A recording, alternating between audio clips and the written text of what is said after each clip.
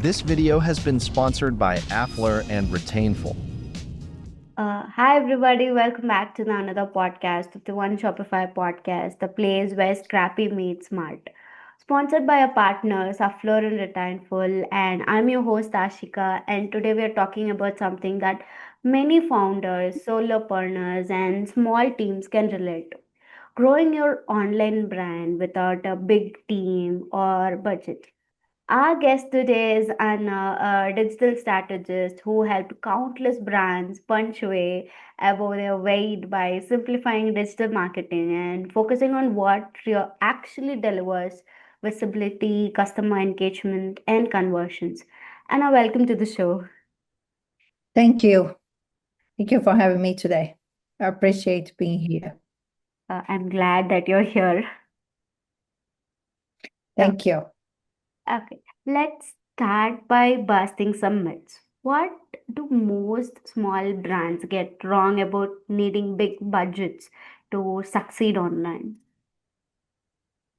I think for that question, like Mm-hmm. many brands think they need a big budget to achieve things. And I think for small brands, it's actually easier to achieve things because they can focus on what is important for them, right? Usually when you have big brands, you have uh, a lot of people's working, you need approval. Also, you work with a lot of marketing platforms, so you need a bigger budget as well. When you're a small business, you actually, when you focus in one channel and make that channel work for you, Mm-hmm. you actually can achieve big things. I think it's more about being strategic, understand your budget, and put the budget to work for you, Okay. right? Because you have to be very intentional what you're trying to achieve. Mm, But at the same time, it's a little easier. You have less approval process, mm, right? You can get things done quickly. You can be a little more creative. You can try new things. You can actually fail fast, right? And move forward quickly. mm-hmm. So I think you have an edge when it comes to like not having too big of a budget, but at the same time, you just gotta be strategic where to put that budget. Okay. Okay. Okay. I love that last line. Okay. So, what are a few core areas where small brands actually have the edge?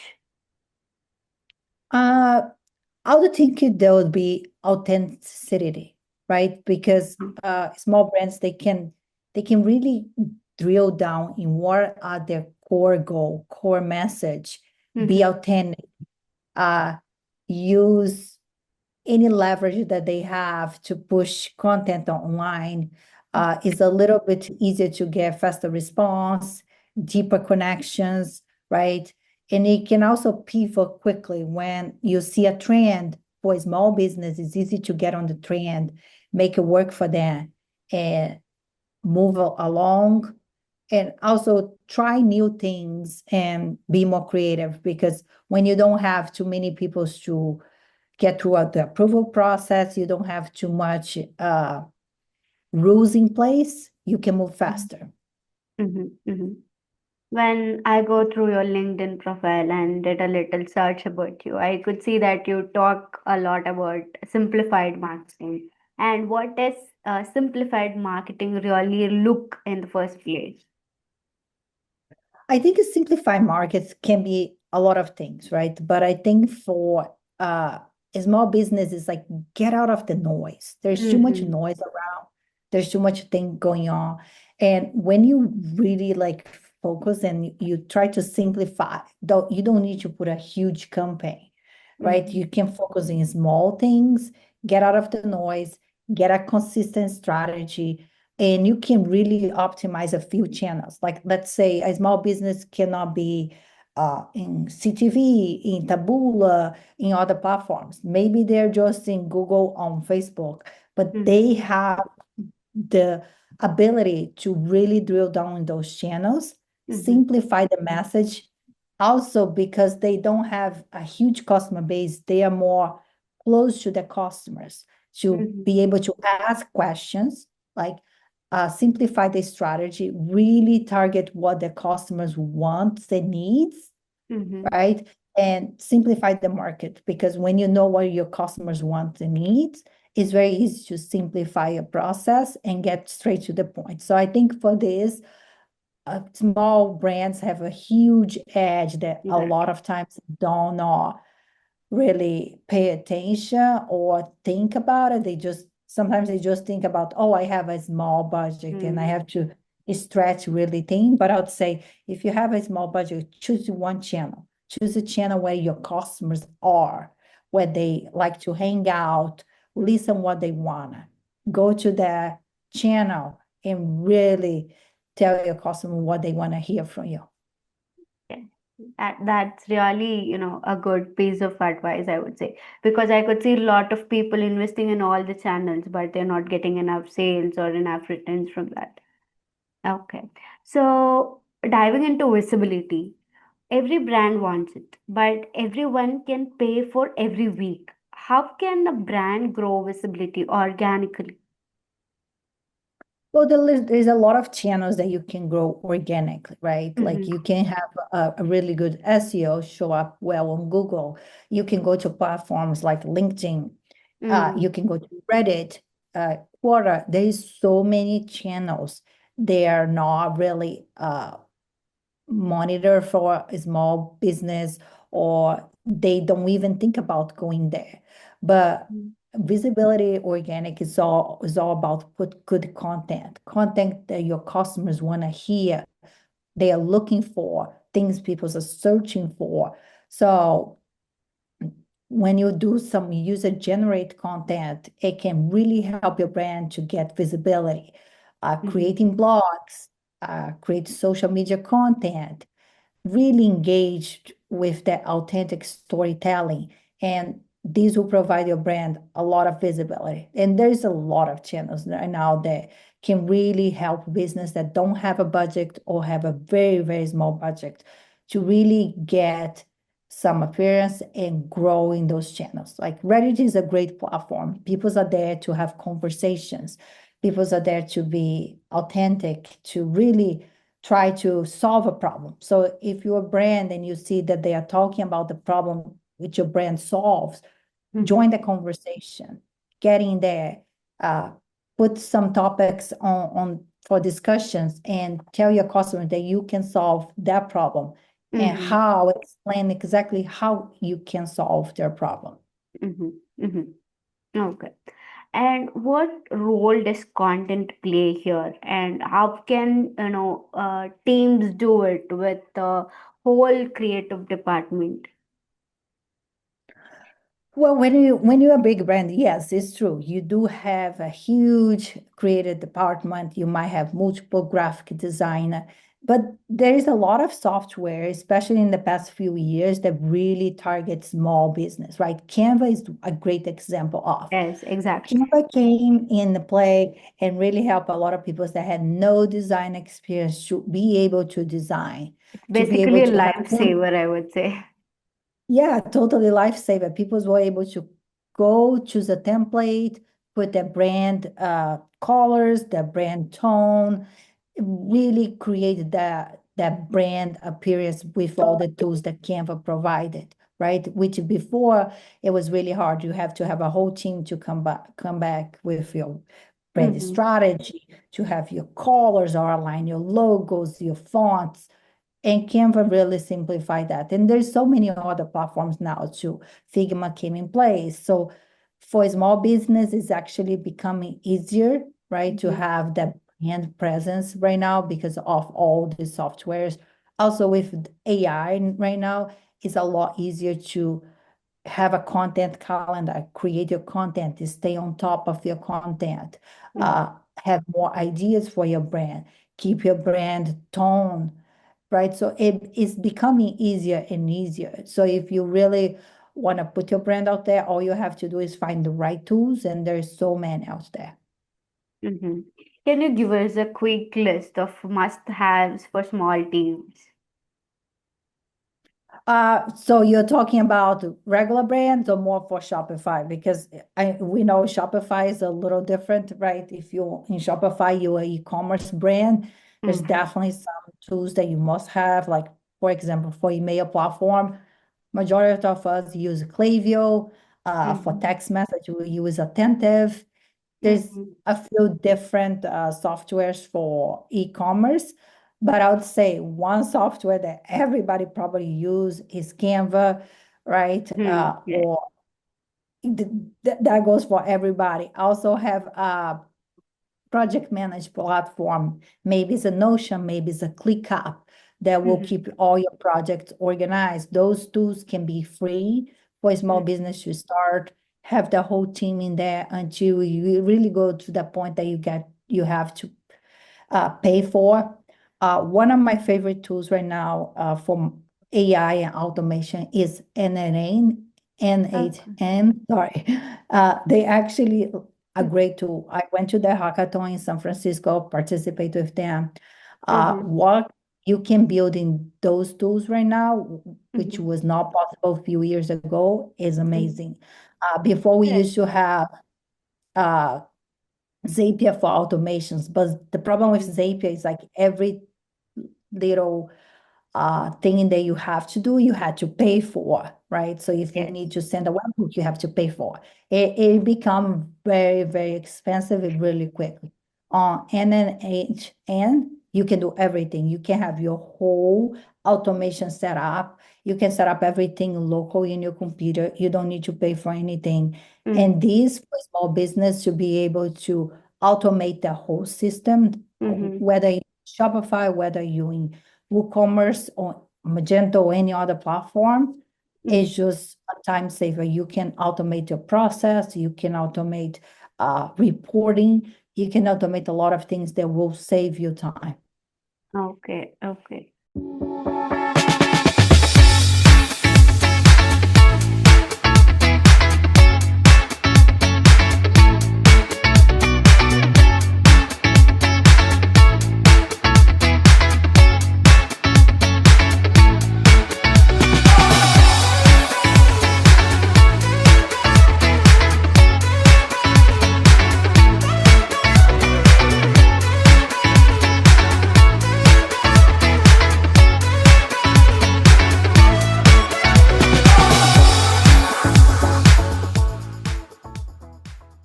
Okay. Uh, so when talking of Klaviyo, I would say Klaviyo is little very pricey nowadays. And I think we have lots of other options. Say, for example, our sponsor Returnful, they do provide all those options that Klaviyo do, but of free cost. Yeah, and there is a little tool on Shopify. I don't know if people are aware, but there's Mhm. this little app called Vitals too Okay. that is it costs you $39, and I actually Mhm. try it out. It can do a lot of things. You can have add stick to the cart buttons. You can Mhm. have cross-sell, upsell. You can do your whole email marketing through that, and it's super cheap. For $39 a month, you can have Mhm. like pretty much a lot of things in your market that it needs a tool in one tool, and now they are also doing some image generation. They are doing a lot Yes. of cool stuff. But yeah, I do agree with you. Klaviyo, it is getting very expensive. Very You expensive. can start for free, but it's never really free after, you have a few couple of contacts, the charges start up there. Yes. But still, for e-commerce is a great platform. A lot of e-commerce brands use because it integrates so well with Shopify. But Mm-hmm. I would say there is a lot of new tools that come to the market that is Yes. competing head to head with Klaviyo. Yes, yes, I agree to that.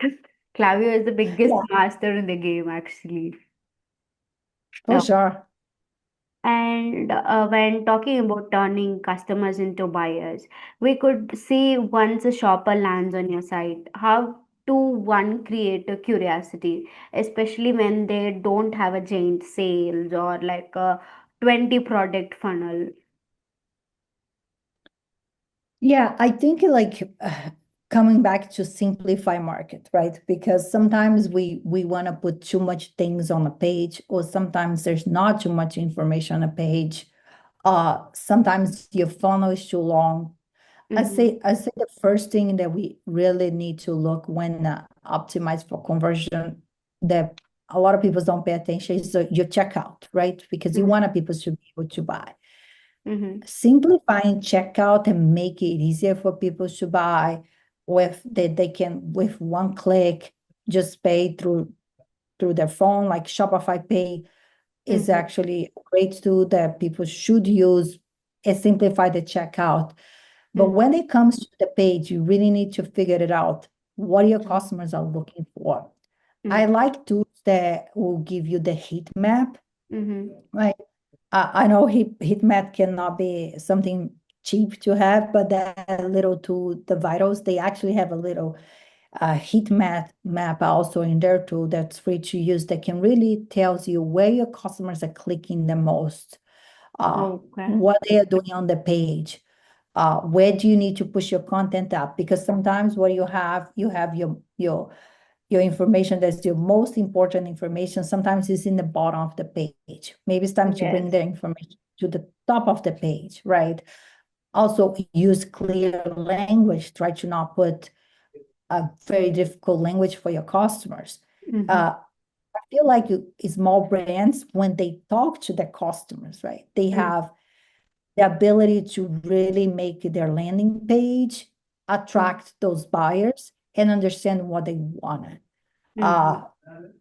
If you can't talk to your customer, put them in your site and ask them to go through your site and see how they are using your site. Because sometimes when you are inside the business and you understand the business very, very well, you don't think about things that your customers are looking for because you know that thing is so obvious for you, but sometimes not obvious for your customers. So, and if you don't have the ability to talk to your customer, talk to your friend and say, hey, take a look on this site and see how they navigate the site, or even a coworker, see how they navigate.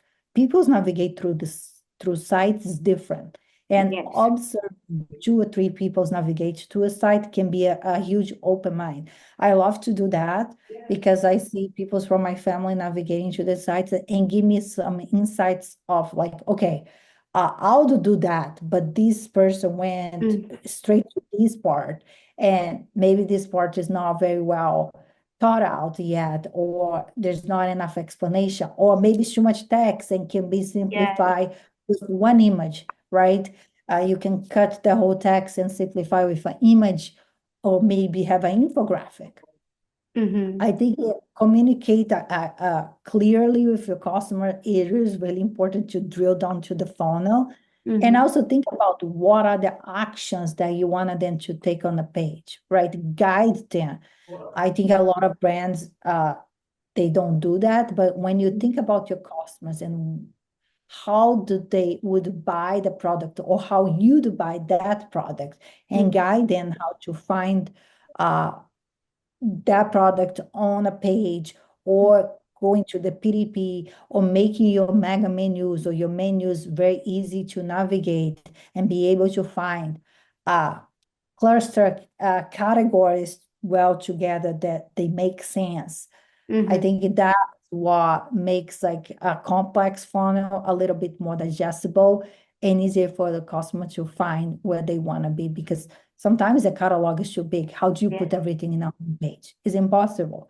But read down to the categories and make it easier for them to understand, oh, okay, these products is together with this. That makes a lot easier. Segmentation, Yeah, and segment your audience too in how you bring them to the page, right? Your ads. Always start with the first click, where those people came from, what keyword, what ads, and then drill down from there.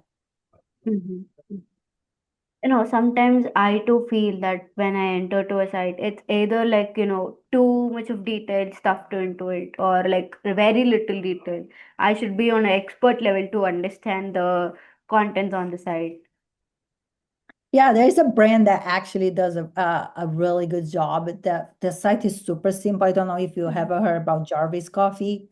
They're like just a coffee that is a mixer, right? So it's a very old concept that is just a coffee mixer that comes ready to drink, and you just mix with water. And I mean, it's easy to understand, but they made the landing page so easy for customers to understand. And also they are doing a strategy that a lot of people do not use anymore, but it actually really help with conversion, which is create advertorials page, Mm-hmm. right? Things that really explain to customer what the product does before Mm-hmm. even getting your PDP, which you can see huge conversions from advertorial pages. Mm-hmm. And it's such a old marketing concept that it's coming back right now, and a Yeah. lot more brands, a lot more brands are using because it's really effective. It gives you the ability to warm up your audience before they even get to your site, right? Because I mean, maybe the new generation doesn't understand what is a coffee, an instant coffee because they are so used to Starbucks and have somebody to make it a coffee. So Yeah. it makes the audience understand, oh, okay, now I get it, what it this does, and I get all the flavors that they have. And when they get to the page, they're more, ready to buy other than just browsing around. It's like saying the gold is old is gold, all this thing. Okay. Yes, for sure. Okay. Can you tell me any of your favorite hacks or frameworks that you use for increasing conversions on a tight budget? I'll just say the framework that I usually I work a lot of is small business, right? So I Mm-hmm. try to get to the bottom Mm-hmm. and really be very strategic about budget, about how many ads we have, and what are those ads actually need to do, and Mm-hmm. what how the page looks for Mm-hmm. that exactly ads. Mm-hmm. Because for a small business, because they don't have a huge budget, you cannot be testing 50, 100, 200 creative. It's just not, Mm-hmm. cost effective, and they don't have the budget to just keep testing all the time. So Mm-hmm. even for the testing, you have to be very strategic. What are you trying to test and what you are sending there?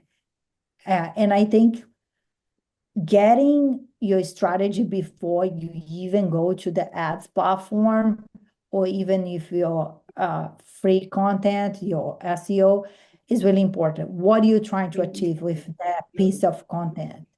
What is your audience, and how this audience respond to that piece of content, and Mm-hmm. what do you expect them to do on the page, and create a landing page Mm-hmm. specifically match the tone with that ad or that piece of content, and is not so general. I think that really changes and help conversion when you're trying to put an ad. If the ad is talking about uh, a certain plant, Mm-hmm. make sure that plant is in your landing page and not just a general page. Mm-hmm. And also the content is target those people that came because of that kind of plant, that kind of product. And also general, because I see a lot of people bring the audience to very general landing page, which Mm-hmm. is a lot harder to convert when your landing page don't speak the same of your ad or your piece of the content that land on the site. Yeah, okay. Okay. I get that. And when talking about email or SMS or DM, how do you recommend small teams to use this customer retention without, burning out? What customer retention that you're talking about? Sorry. Getting the repeated customers. Oh, the repeat customers. I think first is having an excellent customer service, right? Mm-hmm. Don't undermine your customer service department. Be on top, follow up with your customer. I'll just say post-purchase emails are very effective. Mm-hmm. Also follow up emails. Have your email flow set up the way that really bring these customers back, or if it is for the same product, if you're a brand that can have multiple purchase from the same product, or cross-selling with a different product, because sometimes your brand doesn't is not a brand that people's come and buy that item over and over and over, right? Like, for Mm-hmm. example, plants. I work with plants right now. Mm-hmm. Yes, you can buy plants. It has a lot of plants, but who needs plants every month of the year, right? Not Mm-hmm. many people. And sometimes when you, especially because right now we are in the outdoor plant business, if you buy a hedge for your yard, when you're gonna need that again? Maybe not even in 5 years, Yes. The customer journey is pretty long, but you have other things that you can cross-sell, Mm-hmm. upsell, Mm-hmm. especially your cross-selling. You need to understand, okay, this customer bought this product. What are the products that go well with this product that this customer might need? Let's present to them. Also, Mm-hmm. let's make it easier for them to enjoy our content so they don't think we are just calling them back to come back and purchase, but be educational. Educate your customers about all the stuff that you offer. Educate your customer about the product that they bought, how to Mm-hmm. use, how to keep, like in plants, by example, how to keep those plants alive, how to care for the plants long term, things like that, that when you're trying to cross-sell later is easier because your customer is so used to hear from you, to know that you are authority when it comes to that topic, that they will trust you. And when it's time for them to buy anything that you offer, they'll come back to you, No. for and have a great customer service too. Make your customer service team check with your customer often, set up flows that will remind them about their birthday, give incentives during times of the year that, might be a great time to touch base with them. Mm-hmm. And also referral programs are great as well, right? To Yes. grow your visibility and keep your customer engaged with your brand. If they take action to the site and they know somebody, give them some. Okay.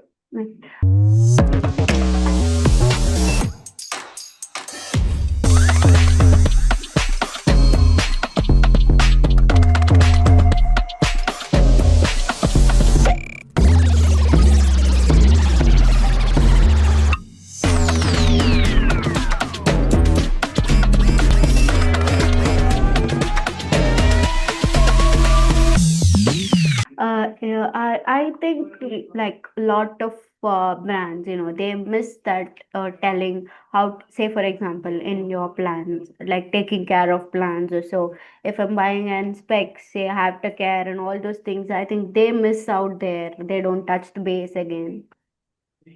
Yeah, especially like, you are expert in your business, right? So Mm-hmm. when this plant might not be looking their best. Yeah. Tell your customer, okay, we know this season your plant might not be looking the best, but here are the top 5 things that you can do to keep your plant alive during the winter, or maybe it's the fall, or how to prepare your plant for fall. There's Mm-hmm. so many things you can do, right? And not just with plants, any industry you can do that. Make sure you know your product very well and what people will be looking for throughout the year, that you could educate them, keep them Mm-hmm. engaged, and keep them understand that you are authority, you know what you're talking about, so they can come back when they need you. Yeah. Being a tech leader or being a leader in the same niche. Right. Correct. And you say often focus on performance. And what does that mean for small teams? Yeah, so we always say we are performance marketing, right? Especially for a small business, because you really need every little cent counts, Mm-hmm. right? I think performance market can mean a lot of things, but for a small business, it really drills down to performance. I Yes. mean, if you put in $1, you need to be able to get, more than $1 for what you put there. Uh, the views and CPMs, you need to pay attention. A lot of things that big brands would be okay with.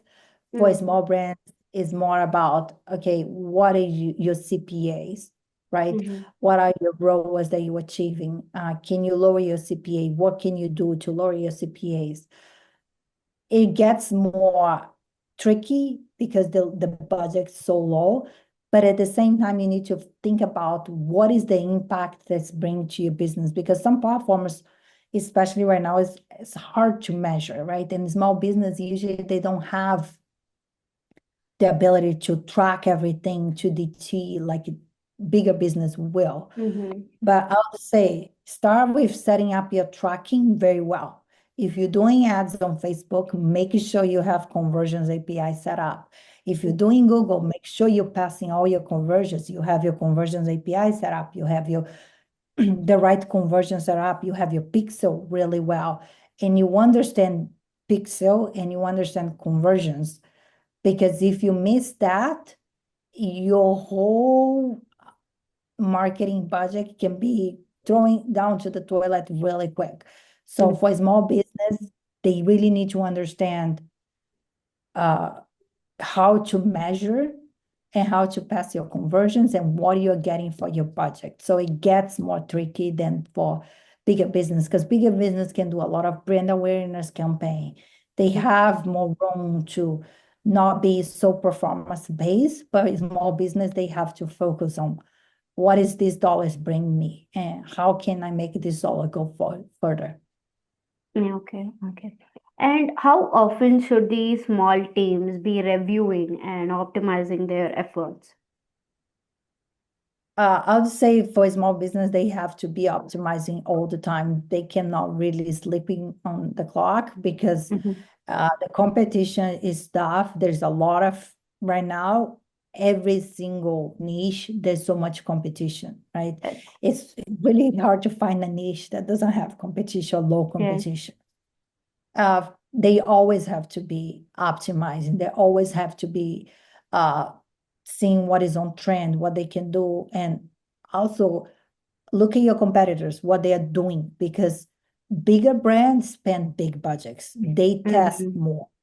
They know more what's going on than small business. So I think set up a good competitor research and be on top of a competitors, it really helps because Mm-hmm. if another competitor can spend a lot of money in testing, whatever they test, they probably run through a lot of tests before they push live. Mm.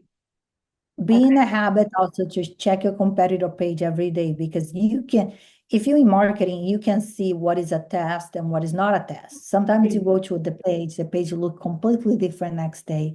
And then a few days later, the page looks different. And you can start seeing, if you track your competitors really close, you can start seeing what are they testing and what did they push live after a testing period. What Mm. did the landing page look like right now? uh, I track my competitors really well. I Mm. always know That's great. what they're changing. Even if it's one menu, I know that changed because I Mm. know that site through the core, every little detail through that site. I keep a track Interesting. on. I keep notes about what I see, the dates and the times, and I try with multiple browsers. Because sometimes they can, if you're just going through the same browser all the time to your competitor, you're not going to see. But if you're testing through multiple platforms, multiple browser device, I use my daughter's phone all the time Mm. to track it, to see what she's seeing, what I'm seeing. But if you start paying attention, you will be able to make better choices, because bigger competitors, they test more. They know the trends. They stay Mm. ahead. So if you track them very well and you understand what they're testing, how they are Okay. actually using that test, you can have an edge and really take off, because you don't have the approval that they need before put something live. You can move quickly if you pay Mm. attention. Mm-hmm. And talking about mindset, what's the one piece of advice you'd give for a founder who feels like, too small to compete? They're too tiny. I would say do never give up. Bigger brands start small. Nobody starts from the top, right? Everybody have the hurdles, and in the beginning, everything is really, really hard until you have that breakthrough. So do not give up. Some days are really, really hard. Your revenue is down. You might be thinking, oh, is this really worth? Uh, in the long game, it will be worth, right? Mm. And use customer testimonials. See what your customers telling you in those days, because a lot of customers say, I love your brand, I love your product, and I cannot live without this product. Just think about those people that you're trying to serve on those days that looks like, oh my gosh, it's not worth. Because if you look up what they're talking about your brand and use this as an inspiration, it's easier for you to get through those bad days, because you know you're doing something for making people's life better, making them happier, and your product is a part of their day right now. Mm-hmm. I love that. And how do you stay focused on, say there are so many digital tactics being thrown around every day, and how do I stay focused or stay on track? Yeah, for working with a small business is tricky, right? You have Mm, a very, very small team.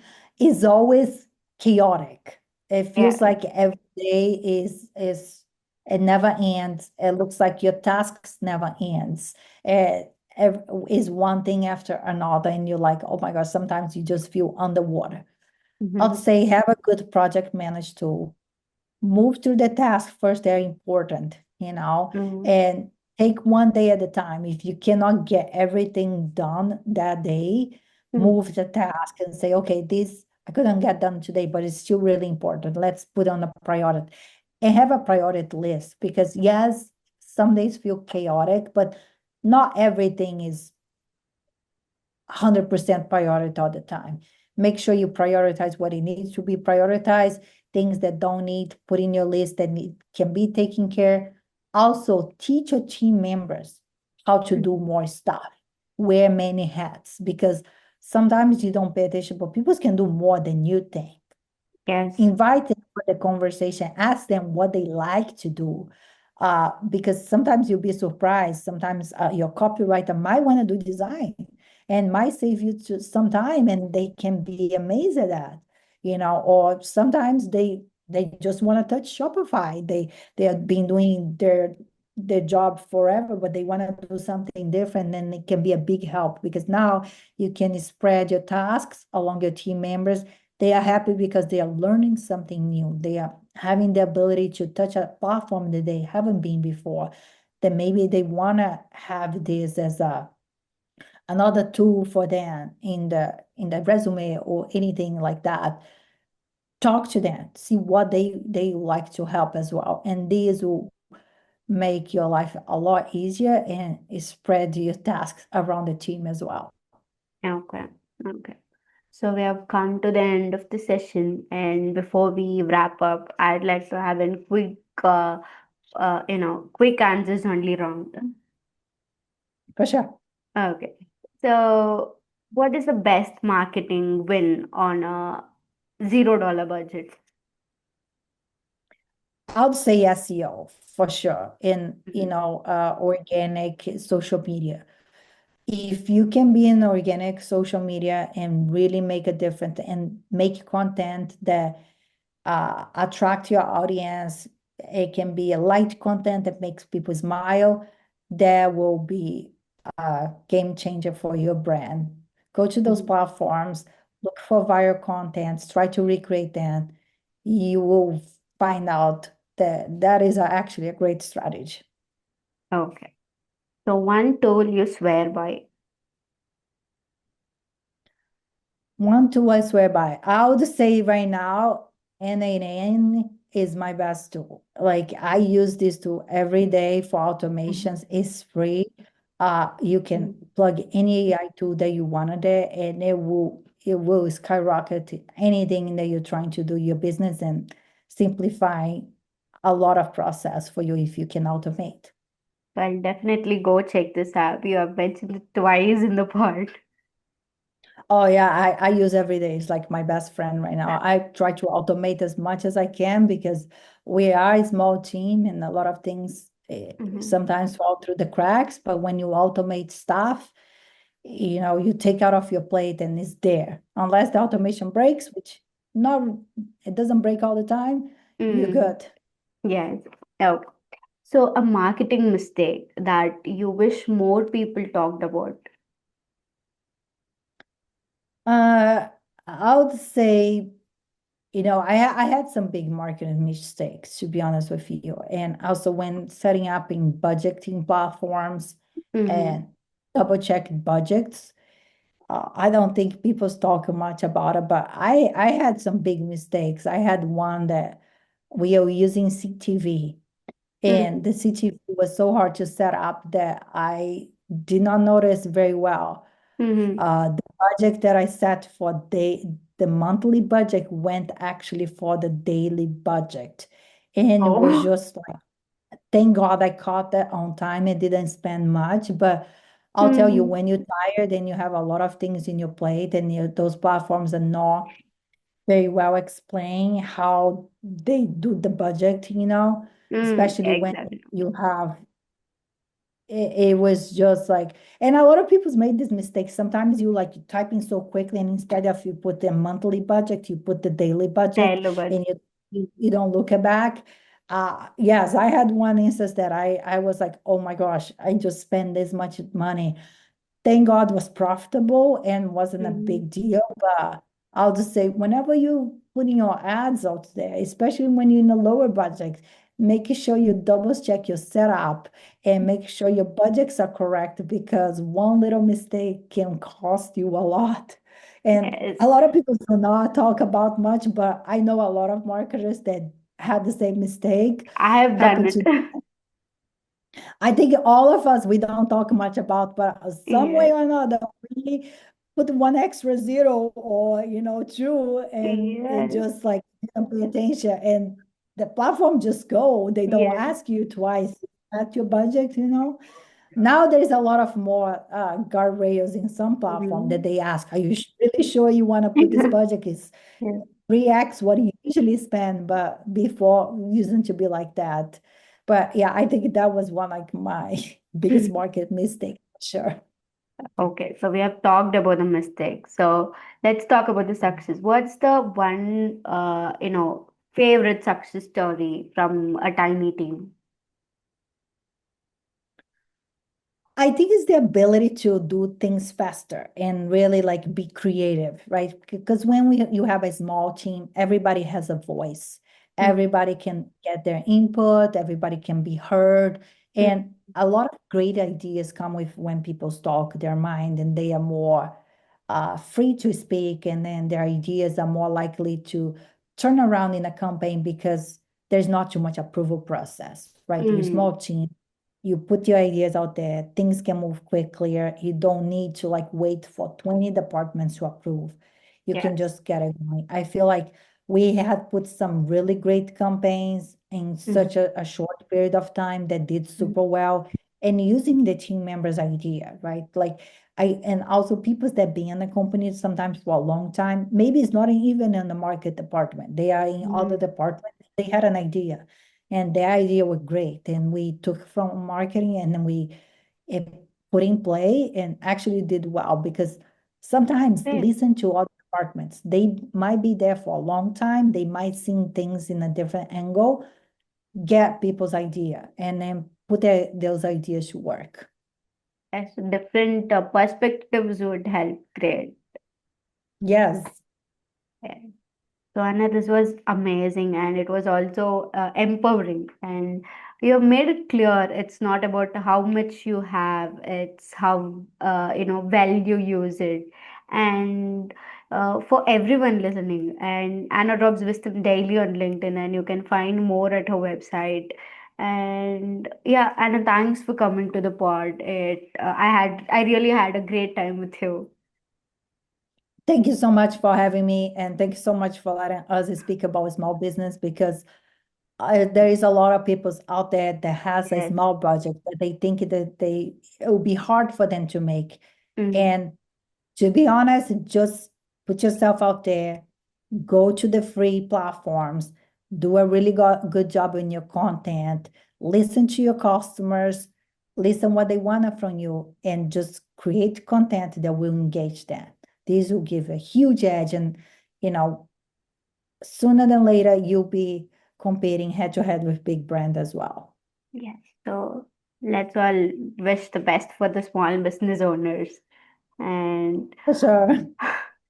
And if you're watching this episode, hit the follow button, leave us a review, and share this with a fellow founder who needs to hear they can win without the fluff and all this noise around them.